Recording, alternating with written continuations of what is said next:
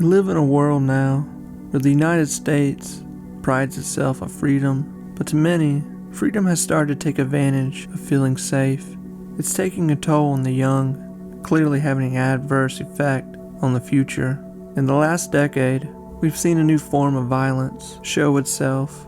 We've gone from bullied teens buying firearms and taking out their rage on their fellow classmates, to now, every few months, young adults or young teens are finding assault rifles and destroying the most innocent and helpless of victims. The start of this would merge itself out of Sandy Hook. Just like Columbine being the first of its kind, Sandy Hook was the first of its kind.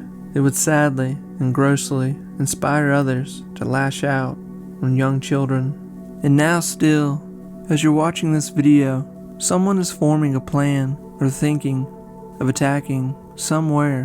Why are these people seeing the only way to get a message across is to harm children?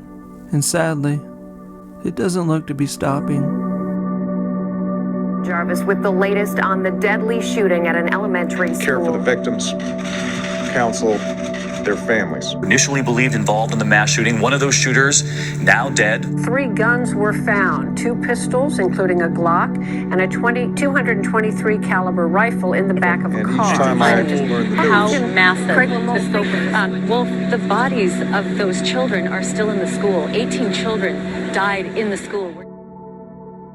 The fight that divides many of us in America is now gun control more than ever. Many say it's the gun, and many say it's the person. But in no doubt, it's a dangerous combination that is getting worse every month. Sandy Hook is a moment in time that is deeply rooted in the new phase of school shootings. It's been over a decade, but for the ones that have lived through it, to hear it and see it, it still feels like today. Looking at Adam, who was 20 when he acted out the shootings on Sandy Hook, Adam wasn't born evil or abused into being a mass shooter. The main elements we know to be truth about Adam is that he was born with autism. When Adam was 13, he was diagnosed with a form of autism, Asperger's, putting Adam in his own mind, trapping him in many ways, unable to communicate to others with his emotions, finding happiness and feeling empathy for others. With Adam trying to make it through school and having troubles that start to consume his own mind, falling into his teenage angst, Adam starts to go through many different elements that start to shape him. He reads books, looking for understanding of happiness. The form of autism that Adam had in no way helped with what he was going through in his personal life. When Adam was 16, his parents divorced. His father moved away. Adam lost the father, and perhaps confusing him even more with love. Life can be a hard moment for a child to go through, but even more so when you have elements such as a disorder and parents that are not a strong support unit for you anymore. At the time, in 2012, school shootings were not new to the world, and mass shootings in general, but they were not as big as a problem in the awakening of today's aggressive numbers with shootings. The 2 biggest school shootings before Sandy Hook were Columbine and the Virginia Tech shooting, but very different from each other, and especially from what Sandy Hook would become. School shootings were still happening, but it was in high schools and colleges. In April of 2012, early into that year, a shooting did happen at a university in Oakland, California, where a man who was a former student walked into a classroom full of nursing students, telling them to line up against the wall and that he was going to fire upon them. And he did just that. The story never really made big headlines, more than not, due to the story just not having a big enough villain and the victims being adults. Adam's later life, in adulthood, living with his mother in a nice big house with a nice big yard. Adam's mother is well educated and they're doing just fine financially from Adam's mother's job. Adam has all the conveniences that any kid and young man could want. He wants and needs for nothing, material-wise. But with Adam's mother doing well financially, she herself has a hobby that she enjoys and that Adam picks up as well. Adam's mother is an avid shooter who has rifles herself in the home, where Adam takes the rifles out whenever he wants to, posing with them and studying them. Adam seems to fall right into the same holes that we see most past shooters do, posing with their rifles, talking about death, depression, and lack of empathy towards human life. Adam's life in school and programs that he was with his learning disability took a huge shift to where it starts to be seen in Adam that it's no secret that he is obsessive about violence in his later years.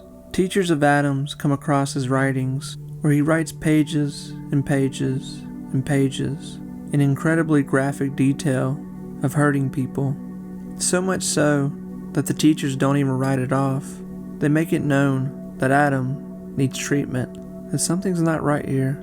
In these last years, Adam becomes more reformed from people, but there's something coming that will help trigger Adam into making an awful decision. We know that Adam shared a friendship with someone his age in 2012, who he spent a great deal of time with, playing video games, watching movies, and sharing a common interest. It's now known that Adam and his friend shared interest in serial killers and mass shootings. It's said that Adam told his friend of the unhappy place he seems to be stuck in with his own mind, with dealing with school, and just the moment-by-moment act of life. Adam is also fighting with his mother, and their relationship is going downhill. He starts to lock himself in his room, blacking out the windows, telling his mother to never enter his room, spending much of his time in the basement, on the computer, and playing video games. He stops taking his medication. Adam's mother, Nancy, she simply doesn't mind hiding Adam from the world with how he's acting and who he's becoming. At 20 years old now, Adam is spending much of his days at home, alone and in the dark, in the big white house, no one knowing he's there or remembering that he's there. One element that many people may not know about with Adam, and that it's still not even really clear the history of it, was Adam's attraction to children. Later, when the home was searched by FBI agents, they found images on Adam's computer. It's not believed that Adam ever acted out on his lust for children. At least, no one that has ever come forward with a story about it. Adam's relationship with Sandy Hook School is that Adam was a student who grew up in the school with many of the same teachers and staff till the last day till the doors were closed. The same classrooms where Adam spent most of his days playing and being loved on by teachers are the same rooms that he would open up fire on in the future. The little boy that was said to be sweet and nice so long ago, Adam is now a young man that's lost the touch for anything to do with human compassion. People at Sandy Hook knew who Adam was. Not only was he a former student, but he didn't live far from the school. Adam would go on walks, passing by the school. He knew it well, and people knew him. Many people said that Adam was sweet, and they liked him. We do know, also found in evidence with FBI, that Adam had made a spreadsheet of school shootings, of his favorite shooters, and the number of victims by each school and shooter. Most of Adam's writings that would later be found would be largely about this, studying the shooters and simply how to destroy a school. It's the same elements that many other shooters use. One of the biggest mysteries still in the shooting at Sandy Hook is why Adam truly did this. At the time in 2012, Sandy Hook Elementary was an older elementary school with not much prevention of the wake of a shooting, and simply not ready and able to protect children with something like this. And Adam knows this. In the last months, Adam is lonely, and it seems that he has built up a rage that takes over. Being out of school, away from doctors and physicians, Adam is left alone with his thoughts. His writings go back as early as to 2011, early into the year, writing about acting out his own school shooting, dreaming about it, the impulse and obsession he's dealing with that consumes him daily. But why Adam chose that day, it's really not known. On the morning of December 14th, 2012, just days away from Christmas, there's much that we do know about the crime, and still to this day there's much that'll never be known. It's thought that Adam woke up that morning. He goes to his mother's gun safe, grabs one of her rifles, and uses it on her while she's asleep in her bed, shooting her 4 times. He dresses in black clothing with a green utility vest on and a black hat. He loads his mother's vehicle with ammo and weapons. He then drives to Sandy Hook School that is less than 5 miles away from his front door. When Adam arrives at the school a little after 9:30, he pulls up almost to the front door with his mother's car, jumps out, and immediately shoots his way into the school. In just 5 minutes, with 154 shots and 26 people gone, it happens that fast. Police show up within minutes, pushing their way in, and for a brief moment seeing Adam alive. And at the same time, Adam, not wanting to be in a gunfight, or, worse, arrested. Adam runs back into classroom 10. From there, he takes his handgun and uses it on himself. The aftermath of Sandy Hook is beyond anything people can understand and runs through the public, from everyday people and major leaders in our country.